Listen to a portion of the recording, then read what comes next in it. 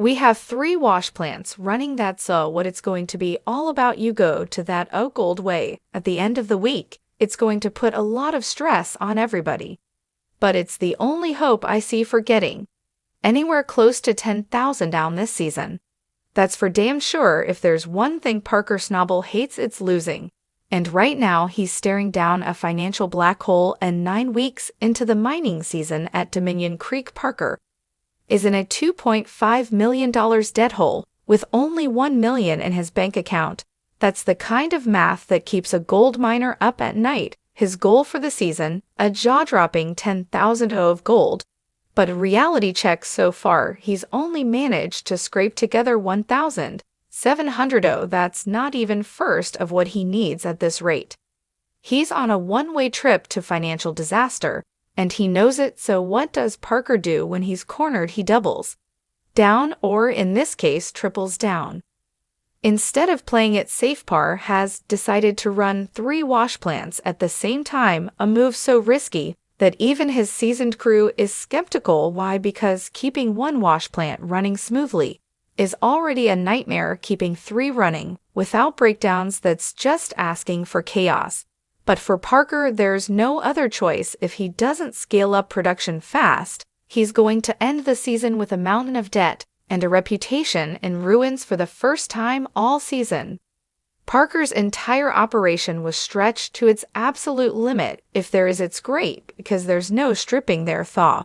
And we need to get some money coming in, because we're going to be broke very soon. The stakes had never been higher, and over the course of a grueling 7-day run, his entire crew was locked into an all-or-nothing battle to keep every single machine running at full capacity. The roaring of engines, the grinding of conveyor belts, and the constant churn of dirt against metal filled the air as Roxanne, Big Red, and Bob wash plants worked in unison for the first time. This wasn't just a high-output test run. It was a desperate attempt to salvage the season before the weight of financial ruin crushed Parker completely. Each plant had its own assignment, and if even one of them failed, the whole plan would fall apart.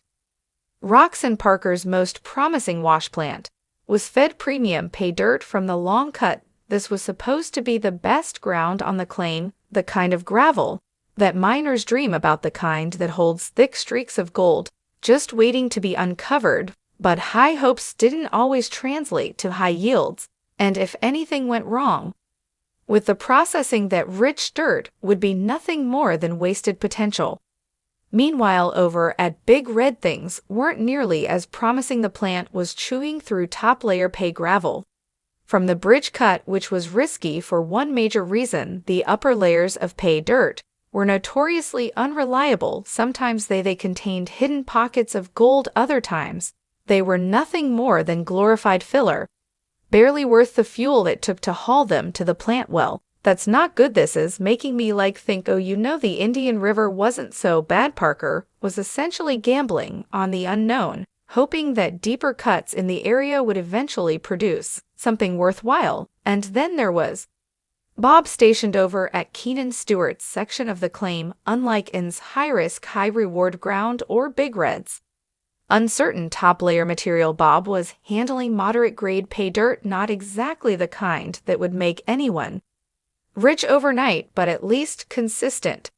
It wasn't flashy, it wasn't exciting, but in a season filled with uncertainty, it was the closest thing Parker had to a safety net. The entire operation was a balancing act, and every moving piece had to function perfectly for this strategy to work. The loaders had to deliver steady, uninterrupted truckloads of dirt to each plant. The screens and slows needed to remain clear of blockages, and the crew had to be constantly on their toes, monitoring every detail. A single breakdown, mechanical failure, or miscalculation would send everything crashing down, and with so much money on the line, Parker simply couldn't afford that. Now let's talk about logistics for a second. Running 3 wash plants isn't as simple as just turning them on. Each one requires a steady supply of PID dirt, which means a constant stream of rock trucks hauling thousands of tons of material to keep them fed the moment one truck breaks down or a grinds to a halt, and when you're already fighting against the clock, losing even a few hours can cost tens of thousands of dollars in lost gold. So did Parker's high-risk strategy actually paid off? The results are in.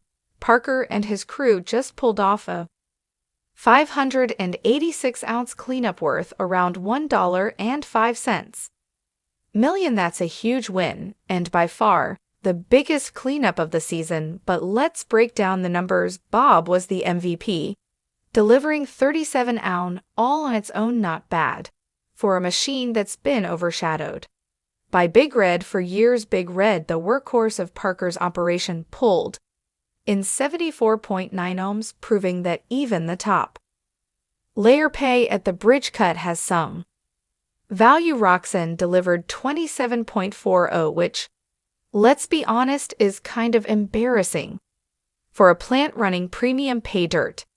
You've got a lot more waste in here than we bargained for, huh? I bet there's probably 5 feet in here at least of waste, 'cause some areas down here I've run into like 8 feet of that big core rock, right?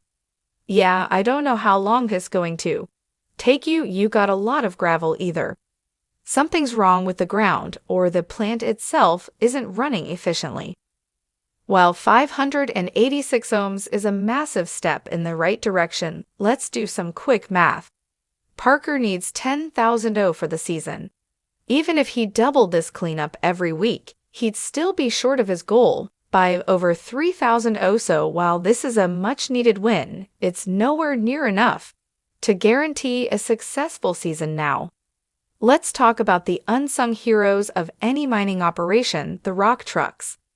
These beasts haul pay dirt from the min site to the wash plants, and without them, Parker's operation is as good as dead. To keep up with the new 3-plant setup, Parker brought in the S60 rock trucks, the biggest haulers on the site.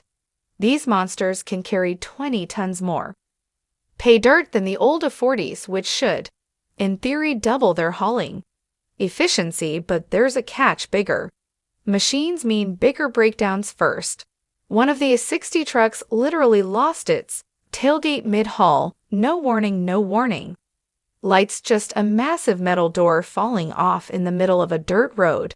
The crew had no choice but to rip off the entire tailgate just to keep the truck moving. Then things got worse. Another A60, overloaded with dirt, tipped over on a soft bank, leaving 50 tons of metal and gravel dangling over the edge of a steep drop. One wrong move, and that truck was going to roll straight into the creek below. Cue the most stressful recovery operation of the season. The crew had to carefully lower the truck's box to shift its center of gravity before using an excavator to nudge it back onto all 4 wheels. One misstep and the whole thing could have gone sideways, literally. Let's not forget the people behind the machines. Running 1 wash plant is exhausting. Running 3, that's madness. No one is feeling it more than Chris Dumit, the man in charge of the gold room.